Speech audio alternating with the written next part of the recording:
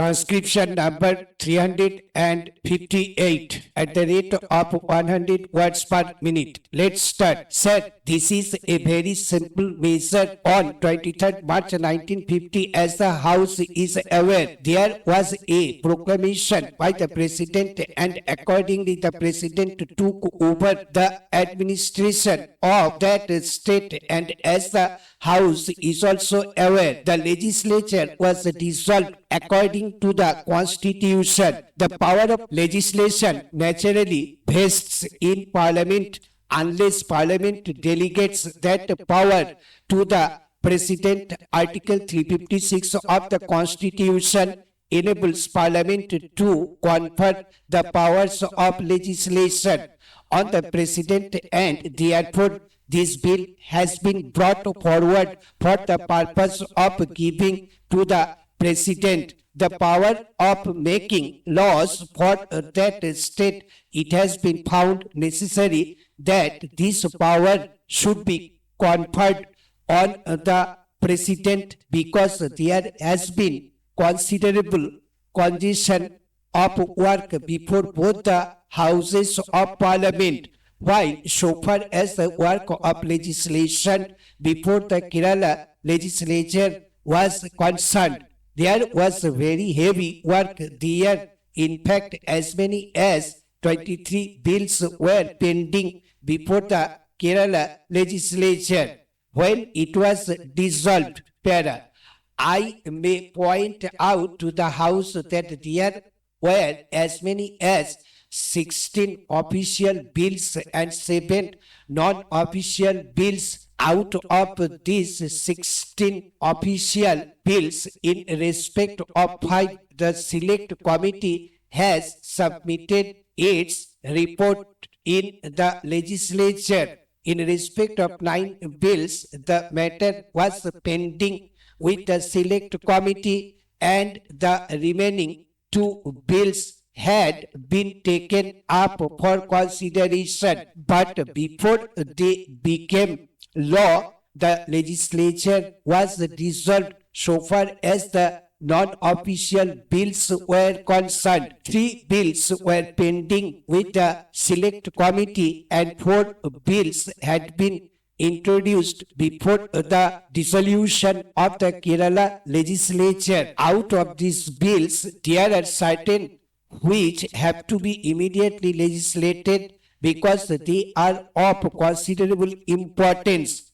We have received advice that so far as 2 bills are concerned, they are of a very urgent nature, and they are the Kerala Irrigation Bill and the Kerala State Aid to Industrial (Amendment) Bill. Both of these have to be attended to immediately. There are also 4 land reforms bills, and the government of India will have to consider to what extent the provisions of these bills have to be taken up. Certain rights are to be conferred on certain classes of persons, and the sooner these questions are considered, the better. Para.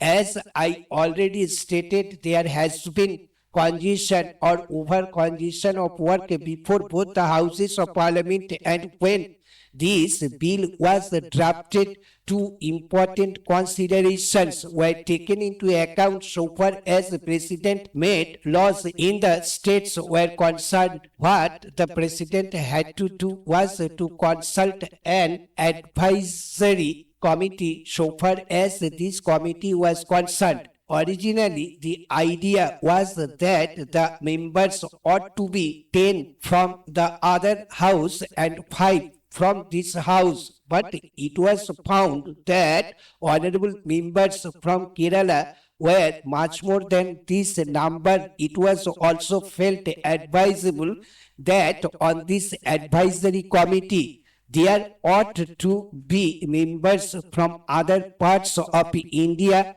as well as those members who would take interest in matters relating to legislation in Kerala. Therefore, the government accepted an honorable member's view in the other house, and the strength has been increased from 10 to 14 so far as the other house is concerned, and from 5 to 7 so far as this house is concerned. The total number of members from Kerala in both the houses is 12 plus 6. It is possible, therefore, to appoint some other members also, and this power has been given to the Speaker in the other house and to the chairman in this house. Therefore, you will find that we shall have an advisory committee of 21 honorable members of both houses of parliament, who will be ordinarily consulted except when the matter is of a very urgent nature, calling upon the president to make a law absolutely immediately, so barring such instances, which may not be many. Ordinarily, you will find that the president will consult the advisory committee before the undertakes the work of making laws for the state. This is one safeguard according to which the wishes of the honorable members on this committee will be taken into account. Secondly, there is another safeguard that has been introduced. After the President has made the laws, copies of such enactments will have to be placed on the table of both the houses of parliament, and thereafter it would be open to the parliament to consider them and suggest any amendments. If, for example, one house suggests certain amendments and then those amendments are accepted by the other house,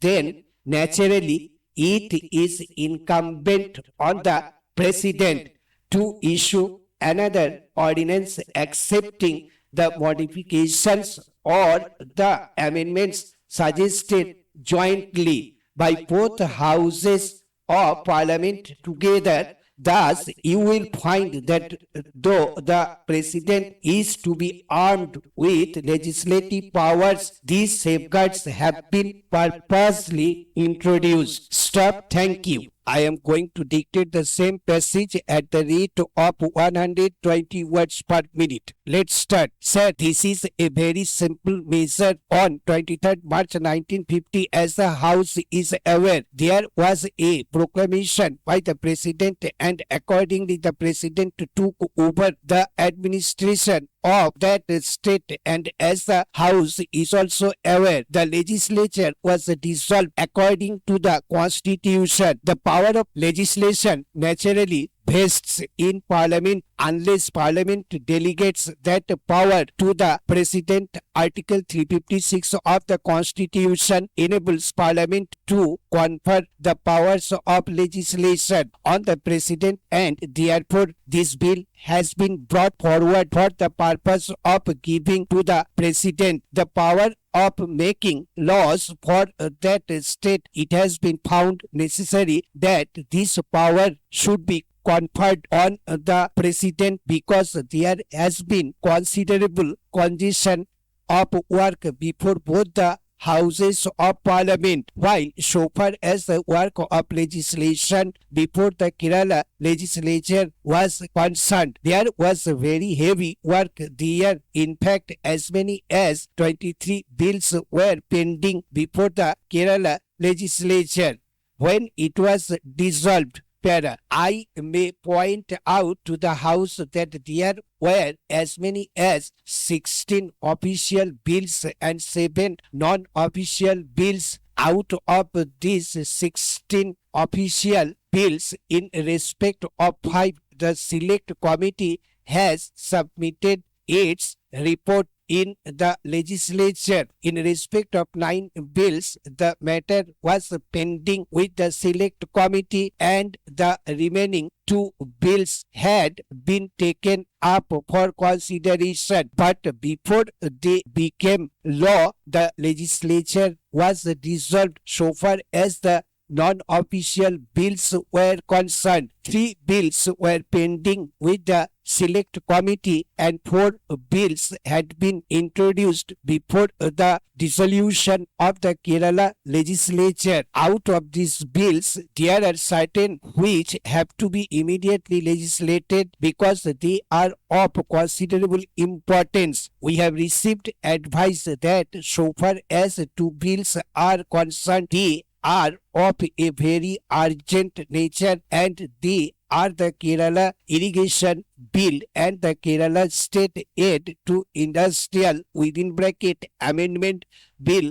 Both of these have to be attended to immediately. There are also 4 land reforms bills and the government of India will have to consider to what extent the provisions of these bills have to be taken up. Certain rights are to be conferred on certain classes of persons and the sooner these questions are considered, the better. Para. As I already stated, there has been congestion or over congestion of work before both the houses of parliament, and when this bill was drafted, 2 important considerations were taken into account so far as the president made laws in the states were concerned. What the president had to do was to consult an advisory committee so far as this committee was concerned. Originally, the idea was that the members ought to be 10 from the other house and 5 from this house. But was found that honorable members from Kerala were much more than this number. It was also felt advisable that on this advisory committee there ought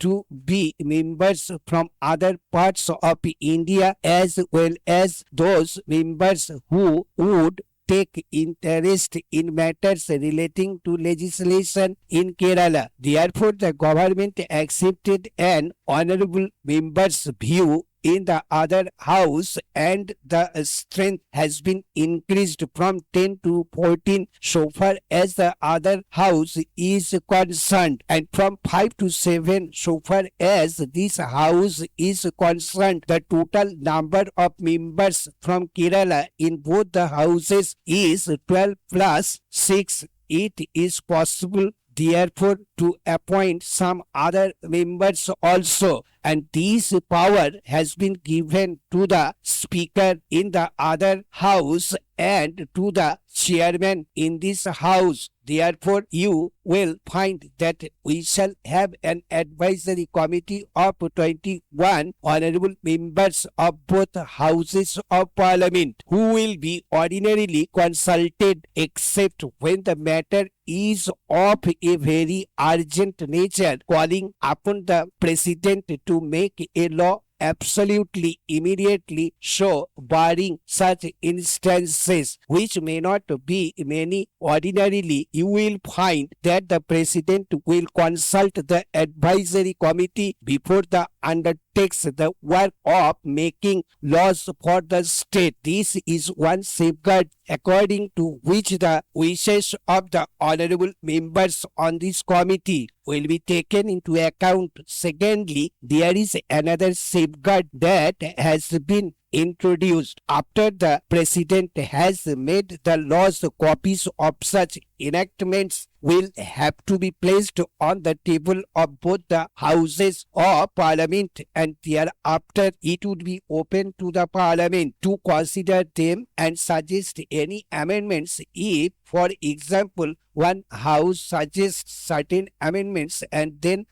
those amendments are accepted by the other house, then naturally it is incumbent on the president to issue another ordinance accepting the modifications or the amendments suggested jointly. by both houses of parliament together. Thus, you will find that though the president is to be armed with legislative powers, these safeguards have been purposely introduced. Stop. Thank you.